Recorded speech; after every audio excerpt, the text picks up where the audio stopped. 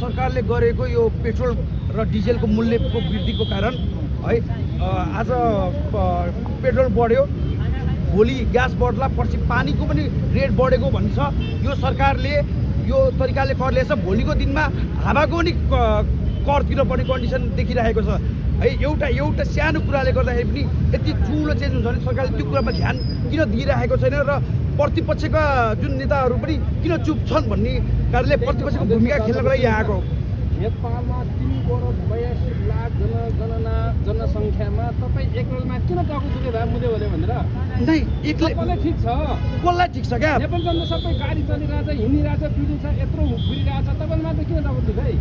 यो हाम्रो मात्रै माग होइन है, यो भनेको आम जनताहरूको माग हो होइन, आम जनताहरूको माग हो होइन।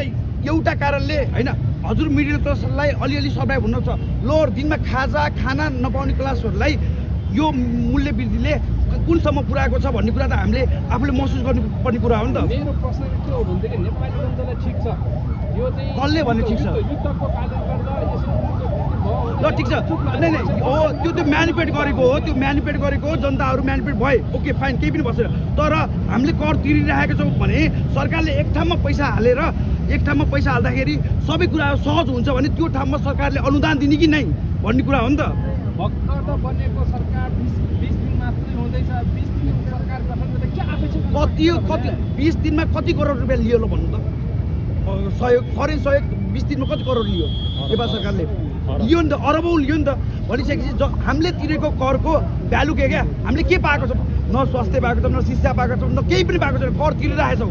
भनिसकेपछि हामीले तिरेको करको एटलिस्ट सरकारले अहिले त्यहाँ पैसा मात्रै हालिदियो भने जनताहरू सहज हुन्छ, मान्छेहरूलाई हामी रोडमा आउनु पर्दैन होइन। मान्छेहरूको अब भोलिको दिन पानीको मूल्य बढेछ, अझै हाम्रो केराको फोटो हालेर केराको 350 भयो अरे। भनेपछि उहाँहरू जनताले किनेर खुसी साथ खाएर को जनताले खाए के? कुन जनताले खाए? एक्सपोर्ट भएको छ, यसको इम्पोर्ट भएको छ, सबैले किनेर व्यवहार भइरहेको छ। हेर्नु नाकाबाट चलिरहेका थियो अलि भए पनि नाकामा पनि 100 रुपियाँको भन्दा बढी सामान ल्याएर बन्द। बिचरा तराईका बासिन्दाहरू 90% नाकाबाट चलिरहेका थिए। जनतालाई असहज भएको भए चाहिँ जेनजी आन्दोलनमा जसरी जनता विस्फोटको रूपमा सडकमा यस्तो छ कि अहिले जनता मिडिया म्यानिपुलेट भइरहेछ क्लियरली है। एउटा पक्षको मिडियाले राम्रो न्युज र मिडिया ट्रायल गर्दै उनीहरूले कहिले शिक्षामा 2 दिन बिदा हुन्छ भनेर मिडिया ट्रायल गर्ने, अनि जनताको फिडब्याक नआएपछि बन्द गर्ने, त्यो मिडिया ट्रायल भइरहेछ होइन। र अनि अर्को कुरो भनेको जब रोडमा आउने बित्तिकै झोलेको ट्याग लाग्ने त्यो सिस्टम क्रिएट गरेको छ, त्यही भएर मान्छेहरू रोडमा आएर बोल्न डराइरहेका छन् कि मलाई पनि झोले गरेर। सरकारले त जनताको हितको निम्ति काम गरेको छ भन्छ। सुन्नु न, अहिलेको सरकारको विरुद्धमा हामी होइन, योभन्दा 8 महिना अगाडि सरकारको विरुद्धमा गर्दाखेरि कमेन्ट गरेर ल सही छ है तिमीहरूले गर अगाडि भन्ने त्यही मान्छेले आज सरकारको हामीले विरोध गरेको छैनौँ नि त, खबरदारी गरेको। यो जनताहरूलाई अझै हाम्रो अर्थतन्त्र नाश हुँदै गइरहेको छ, अर्थतन्त्र धराशय भइरहेको छ क्या। त्यही भएर हामी सरकारलाई ल यसरी गर्दाखेरि राम्रो हुन्छ भनेर हामीले सुझाव देखाउँदाखेरि कमेन्ट के गर्छन् उनको साइबर सेनाले, ल कुकुर झोले नेपालको अर्थतन्त्र जनताको सहयोग यस्तो हो क्या। अर्थतन्त्र विक चुनावभन्दा अगाडि नै उहाँले पोजिसन दिइसकेको थियो हो। नेपालका ठुला सबै विश्वभरि काम गरेका र विश्वभरिको अर्थतन्त्रको नम्बर 10 मा पर्ने हाम्रा नेताले सोनी मगले उहाँले आउने बित्तिकै यो क्राइसिस हुनु भनेको उहाँ कतिसम्म विज्ञ हुनु रहेछ भन्ने त यहाँबाट देखिसक्यो। उहाँको पढाइमा विज्ञ भएर के नेपाली जनताले भए भने छैन क्या अहिलेसम्म। कुन जनतालाई भएको छैन? कसलाई सोध्नुभयो? कसलाई सोध्नुभयो कि यो पेट्रोल मूल्य बढ्दाखेरि जनताहरूलाई के अरे असर नपरेको कसलाई सोध्नुभयो? नेपालको अर्थतन्त्र अहिले धराशयी अवस्थामा छ। सरकारले नेपालको अर्थतन्त्रलाई अलिकति माथि उठाउनलाई चालेको कूटनीति पनि हो भनिरहेछन् कि एक पक्षको विज्ञहरू, यो पनि त हुनसक्छ नि। जनताको ढाड सेकेर यो हामीलाई चाहिएको छैन अहिलेको लागि। अहिले किनकि सहजीकरण चाहिएको छ होइन। जनताहरू यसो छ क्या यहाँबाट यो सरकारले होइन, यो सरकारले गरिबहरूलाई कसरी नेपालबाट हटाउँ भन्ने योजनामा भएको देखिन्छ क्या होइन। अब हेर्नु सुन्नु न, गरिबहरू जाने भनेको तराईको के अरे तेल तरकारी लिन जाने हो, त्यहाँबाट पनि भन्सार लगाइदियो, गरिबलाई टेन्सन। गरिबको झोपडीहरू धमाधम डोजर लगाइदिइरहेको छ। डोजर लाओस्, यदि त्यो रङ छ भने डोजर लाओस्, तर उनीहरूलाई कहाँसम्म राख्ने भन्ने कुरा त मूल्याङ्कन गर्नुपर्ने नि त सरकारले। त्यो भएको कारणले सरकारले अहिलेको सरकारले गरिबको चमेली केही पनि छैन क्या, केही छैन। अब तपाईँको भने देशमा सिस्टम हुनु हुँदैन, अवैध रूपमा व्यापार गर्न पाउनु पर्यो भन्नु अवैध कहाँ हो यो? हो नि, एउटा आम जनताले व्यापारको लागि होइन, आफ्नो रोजीरोटीको लागि तरकारी किनेर अलिकति सस्तोमा तरकारी किन्छु भन्नु यो अवैध धन होइन। जनता हुन्छ, जनता सबैभन्दा माथि हो क्या।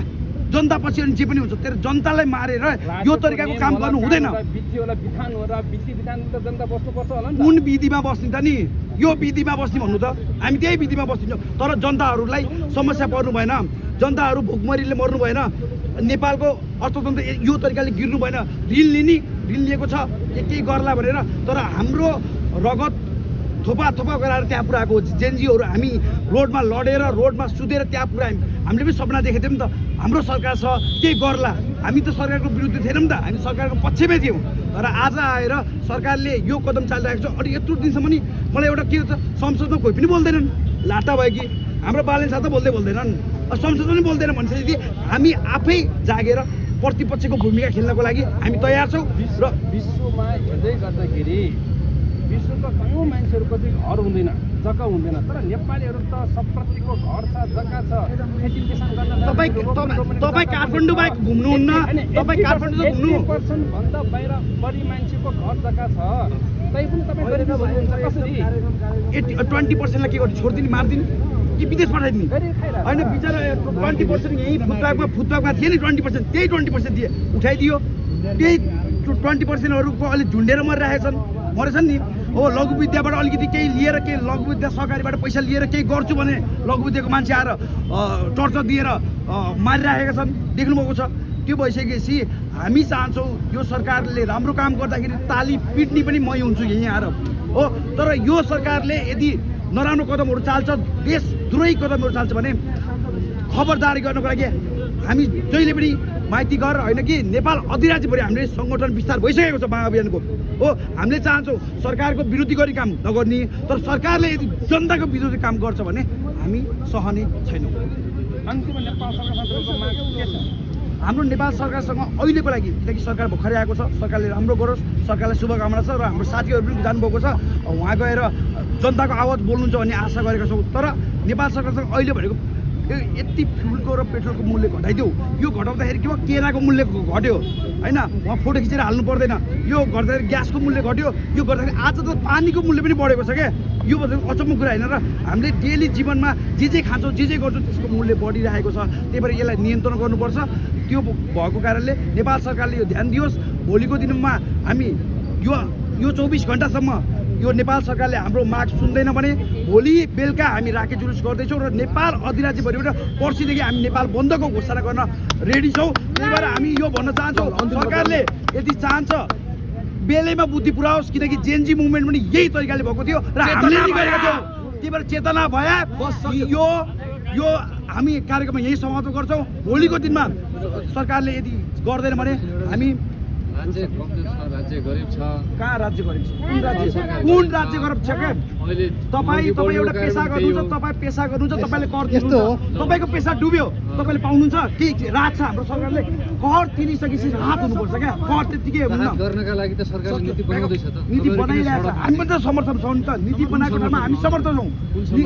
हामी सरकारले राम्रो काम गर्दैछौँ, समर्थन छौँ। केपी ओली सभा थियो, हामीले कोही आएर सबले फेसबुकमा सेयर गर्यो, सुजन गुरुङले 10 लेखेको थियो, आज सुजन गुरुङ पनि नाम छ अरे।